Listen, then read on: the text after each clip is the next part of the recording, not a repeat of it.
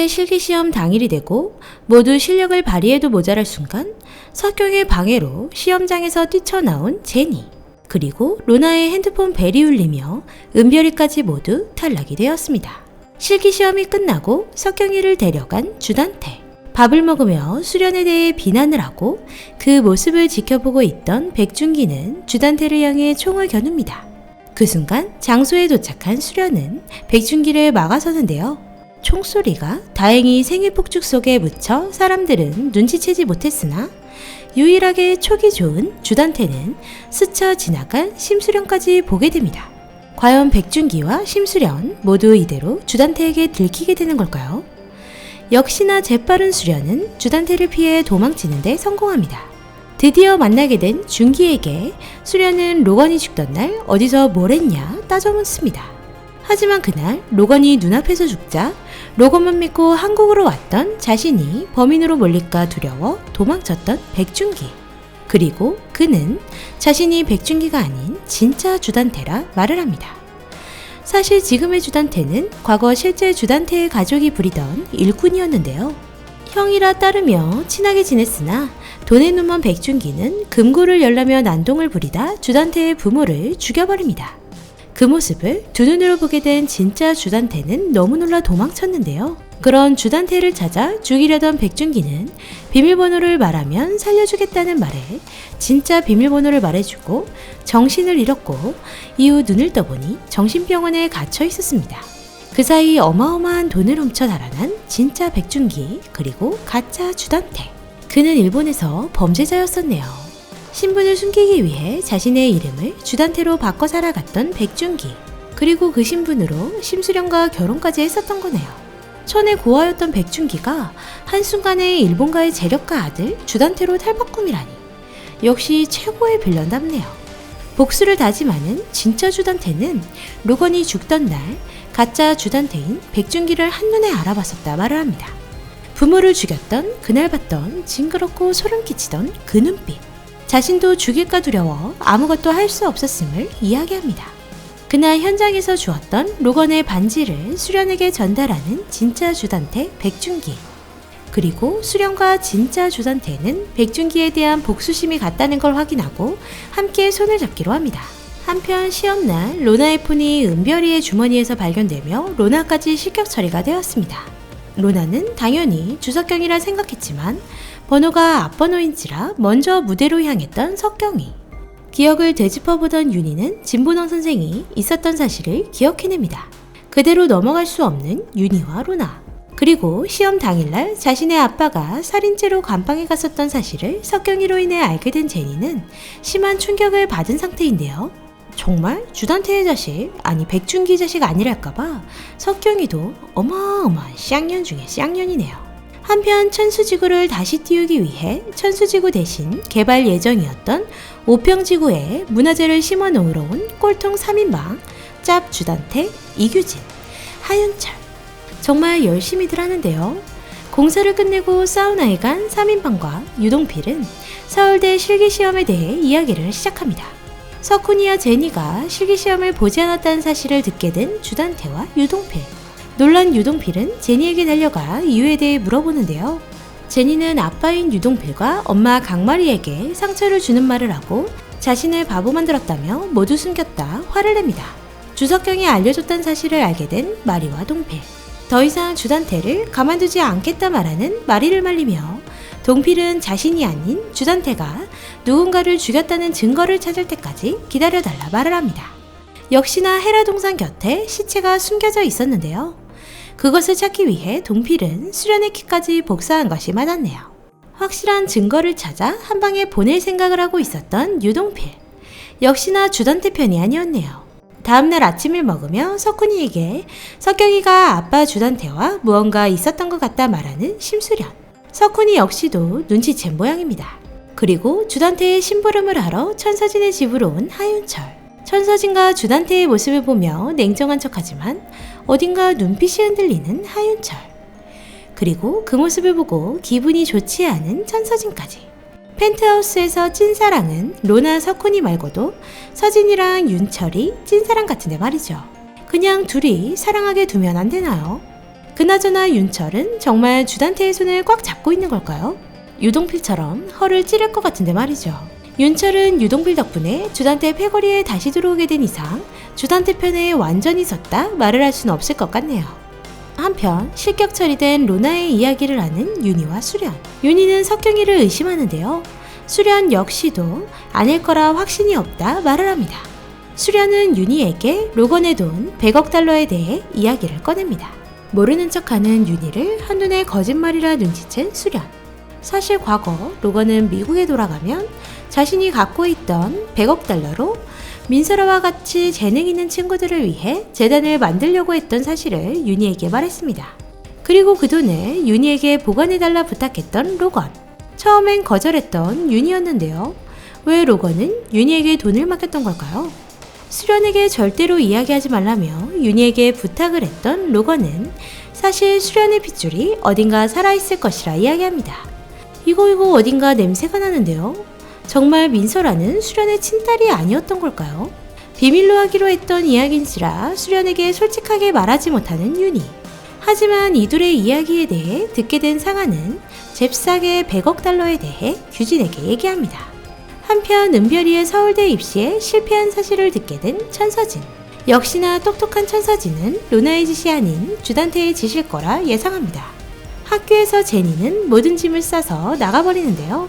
옥상으로 자살을 하러 간 제니와 어딘가 이상한 제니를 쫓아온 베로나. 제니의 이야기를 모두 듣게 된 로나는 절대 바보같이 당하지 말자며 위로해줍니다. 그날 밤 천수지구를 위해 또다시 움직이는 주단태와 이규진. 기자들에게 돈을 뿌려 작업을 끝낸 후 입이 간질거리던 이규진은 로건이 죽으며 사라진 10조의 돈을 오윤희가 먹었다 소문이 있다고 말을 합니다. 10조 소식에 다시 짱구를 굴리기 시작한 주단태는 하윤철에게 연락을 하는데요. 그 시각 하윤철은 멀리서 은별이를 지켜보고 있었습니다. 은별이는 엄마 공연 영상을 보고 있었는데요. 그 모습을 본 진분홍은 은별이를 때리며 엄마 이야기를 하지 말라며 자신이 진짜 엄마라 윽박을 지릅니다. 아니 진분홍 정체가 대체 뭐야? 엄마야? 아니면 주단태 신복이야?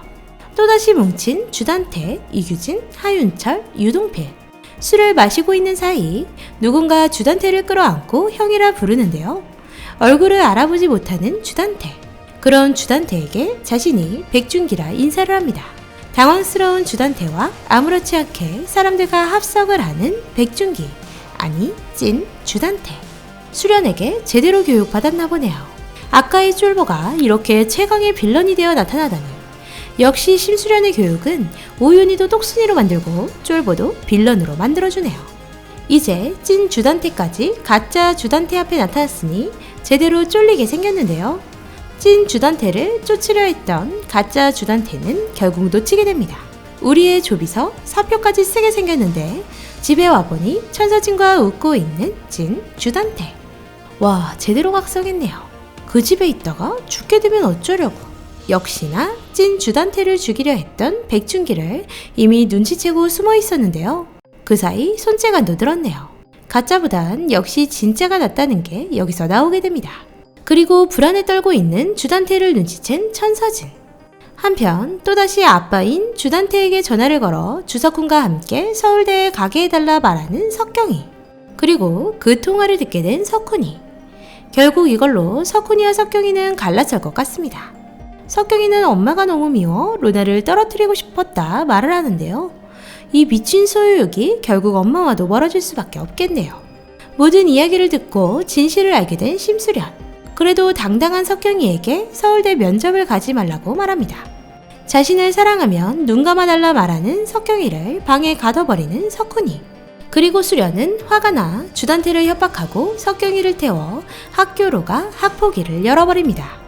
마지막 기회로 사과하라 말하는 수련의 말에 석경이는 또다시 뻔뻔하게 구는데요. 모두 모여있는 자리에서 제니의 아빠 사건까지 모두 밝혀버립니다. 역시 개가천선되긴 글렀네요. 하지만 이번엔 멘탈 제대로 잡은 제니에게 오히려 한 방 먹어버립니다. 결국 석경이를 퇴학시켜버리는 심수련. 그런 수련과 석훈이에게 화가 나 끝이라 말하고 또다시 아빠를 찾아간 석경이. 아빠밖에 없다며 주단태의 부탁을 들어주겠다 말합니다. 석경의 전화를 받은 주단태의 곁에 유동필은 눈물을 꾹 참으며 아직은 버티는데요. 어서 증거를 찾아 한 방 먹여버렸으면 좋겠습니다. 그리고 그때 백준기와 함께 등장한 이규진. 눈치 없이 준기와 찰떡으로 잘 맞는데요. 집으로 함께 가 파티까지 열어버립니다. 불안에 떨고 있는 주단태. 자신의 정체를 들킬까 두려운데요.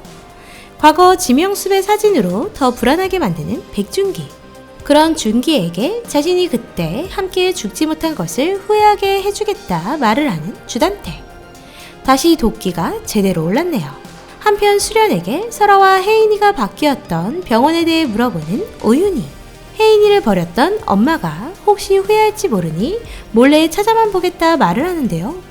아마도 로건의 부탁으로 인해 수련의 진짜 딸을 알아내기 위함이겠죠. 그 당시 아이를 바꾸려다 진짜 혜인의 엄마가 도저히 바꿀 수 없어 주단태 몰래 바꿔치기라도 한 걸까요? 윤희는 병원을 찾아가 혜인의 친모 연락처를 받게 됩니다. 그리고는 로건의 돈을 이용해 혜인의 친모를 찾기 시작하는데요. 하지만 이미 6년 전 사망한 혜인의 친모. 바로 유동필이 살해 용의자로 있던 그 사건의 피해자였는데요. 당시 시체를 버렸다는 댐에서 발견되지 않아 시체 없는 살인사건으로 종료된 사건이라 말합니다. 그 시체가 바로 유동필이 증거로 찾고 있던 헤라 동상 안의 그 여자일 것 같습니다. 왜 주단태는 그녀를 죽이게 된 걸까요? 정말 그 여자가 주단태 몰래 아이를 바꿔치기 한 사실을 6년 전 알게 되고 분노해 그 여자를 죽인 걸까요? 그 시각 서진은 수련에게 찾아와 자신이 얻어낸 정보를 공유해 주는데요. 워낙 철저한 주단태이기에 많이 알아낼 수 없어 핀잔을 받던 중 오윤희가 돈을 물쓰듯 쓰고 있다는 사실을 말해줍니다. 혹시 주단태와 손을 잡은 것이 아니냐 말을 하는 천서진의 말에 어딘가 윤희가 의심스럽기 시작한 수련. 헤라 팰리스에서 여전히 헤라 동상안을 찾고 있는 유동필. 이제 디데이도 얼마 남지 않은 듯 싶은데요. 유동필이 동상 옆 벽을 부수자 그 안에 숨겨져 있던 여자의 시체가 나오게 됩니다. 그때 유동필 뒤로 정말 귀신처럼 주단태가 등장을 합니다. 이래서 티저에서 유동필을 하윤철이랑 팼던 것 같네요. 오늘 엔딩이 정말 너무 무서웠는데요. 주단태가 나타나는 순간 광칠삼은 소름이 확 돋았습니다. 다음 주 예고에서는 누군가 주단태로 인해 쓰러져 있는 모습이 나옵니다. 아마도 오윤희일 듯 싶은데요. 주단태에게 혜인의 정체에 대해 이야기하다 이렇게 된 걸까요? 그리고 가짜 주단태 정체에 대해 알게 된 천서진도 나옵니다. 어찌 보면 지금 이 순간 위험한 건 천서진도 마찬가지겠네요. 아빠인 주단태에게 석경이가 수련의 신분증과 도장을 넘긴 사실을 알게 된 수련. 진짜 석경이는 이제 그냥 넘어가선 안 될 것 같습니다. 일주일에 단 하루, 금요일만 즐길 수 있는 이 느낌. 시즌1, 시즌2보다 더 긴장감이 최고조인데요. 시간이 어떻게 가는지도 모르겠습니다. 이제는 감히 예상도 못할 이야기가 되어버린 드라마 펜트하우스. 앞으로 광칠삼은 까불지 않고 한 해 한 해 내용을 리뷰하고 분석해드리는 시간을 갖도록 하겠습니다. 오늘도 재밌게 보셨다면 좋아요, 구독 부탁드립니다.